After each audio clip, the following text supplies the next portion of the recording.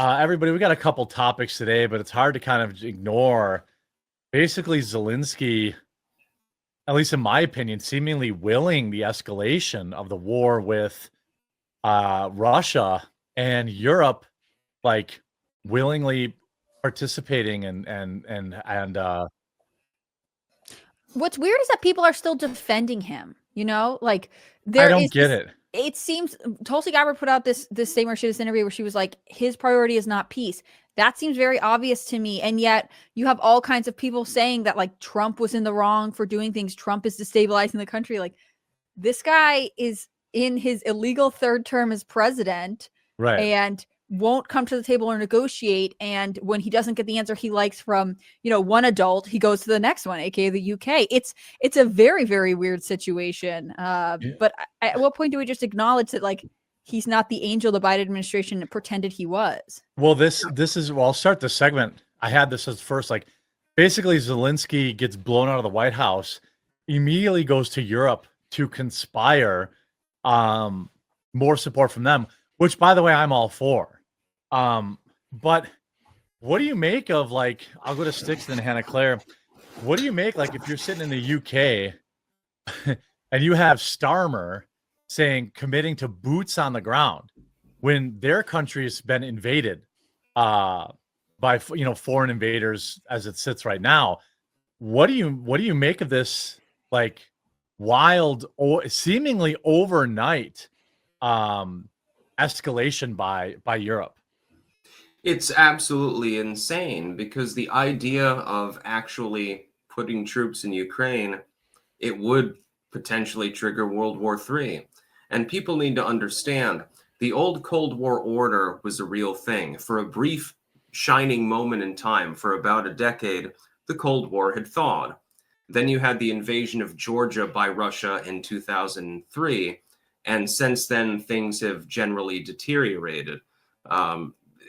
Russia still has thousands and thousands of nuclear weapons, so do we. This risks literally destabilizing the whole world. The idea, though, that the European powers on their own, absent US support, are going to be capable of doing much against Russia, I don't think that would really be a thing. The idea that they're serious about putting boots on the ground, I'm hoping, is literally nothing more than posturing. Yeah, well, what about I'll go to Hannah Claire.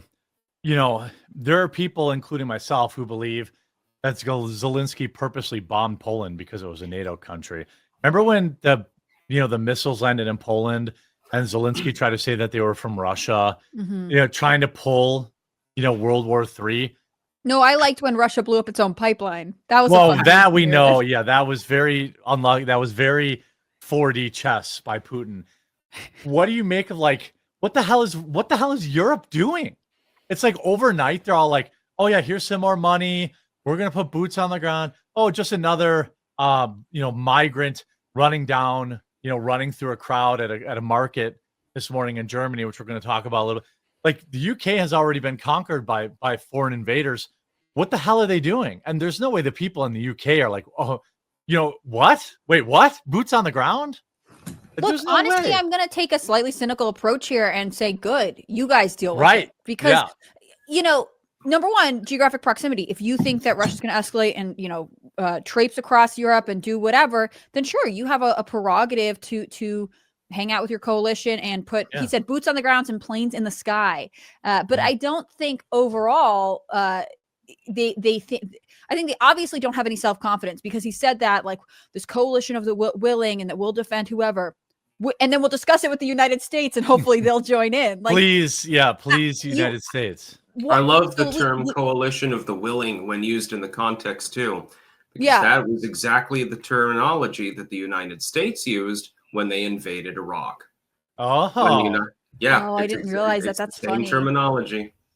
I think that Stammer's in a weird position because he wants to actually get along with Trump, but also wants to virtue signal the way a lot of Europe does. And personally, it's hard for me to understand why you wouldn't demand more of Zelenskyy at this point. I mean, it seems like Zelenskyy is making everyone else pay the price for his poor leadership. And so at the end of the day, like, you may feel some geographic pressure to have a handle on this war and this influence, but it seems obvious that the UK and other European nations are confident that they can't do this without the US. I don't think the stuff that Trump and JD Vance have said are unreasonable. I don't think that Zelensky's in a strong position. And I also think that, like, at a certain point, he benefits from a prolonged war. He literally got to stay in office. He gets to be a celebrity. He gets to travel around the country. And also it's how he makes his money. And, I'm not going to question his patriotism or his dedication to his people. On the other hand, this has gone on so long that if your objective is to really end the war, why would you be like storming around demanding that everyone coalesce to your will? I personally do doubt his patriotism. I think it's just about the money. It's just about prolonging it to get more of it. Because if he cared about his people, he would have ended this war he would have accepted the reality that's in front of him. That's what I would think. But he comes to the White House dressed like John Fetterman, and then calls the vice president of the United States a bitch, right? In Ukrainian. It's like, what are you doing, dude? He's making it such a spectacle. Like, there's if you didn't know he was an actor before this, you should certainly know now. And I know a lot of people have been circulating the pictures of him on the cover of Vogue with his wife. Like, this is what kept him relevant for so long. I don't think that he ultimately wants it to end. And that is not because he cares about the overall well-being of Europe. And that's not because he cares about the overall relationship between the US and Russia or anything like that. Like, it seems like it's very ego driven, and a lot of people will pay the price. Now, I think this coalition of the willing is sort of stupid because of that.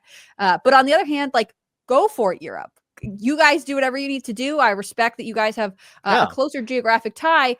I don't think the US should be a part of it. Like, I don't know if you saw it, but on Friday, a lot of the reporting was like from like left wing or legacy media was Trump really ruined this, mineral deal that we were supposed to get. And then on Sunday, they were like, well, Zelensky says he's still willing to work on the deal. Like, yeah, because Zelensky needs us way more than we need him. We all know this. Why do we have to pretend like, we need to be in the pocket of Zelensky?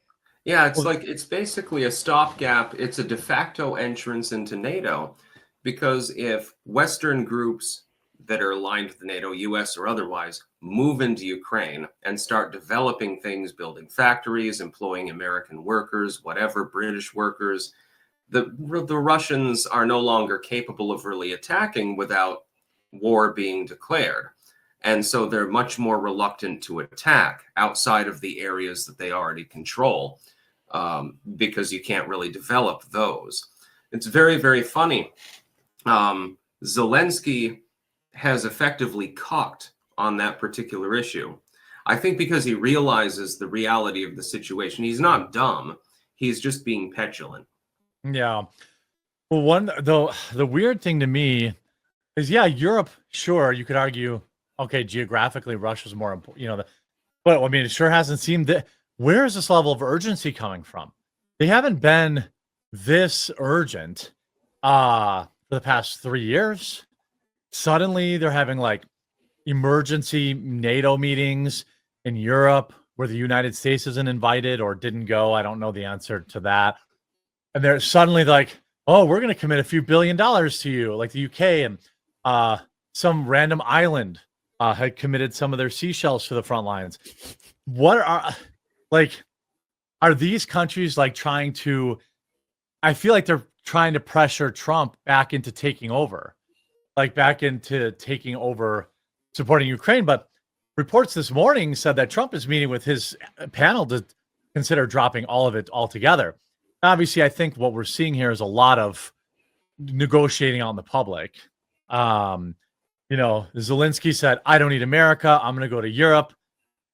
Trump said, fine, go to Europe. We're not going to, we're going to shut down Starlink.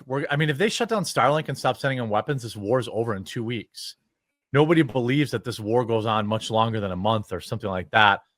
Once America signals that they are done with Ukraine, what do you think that's going to do to Russia? Like, Russia's going to be like, there's blood in the water, time to go. Like, if the US people led by President Trump are like, yeah, this is not a financial burden we want to continue to support. We don't like the loss of life. We're not going to just endlessly send you money and supplies.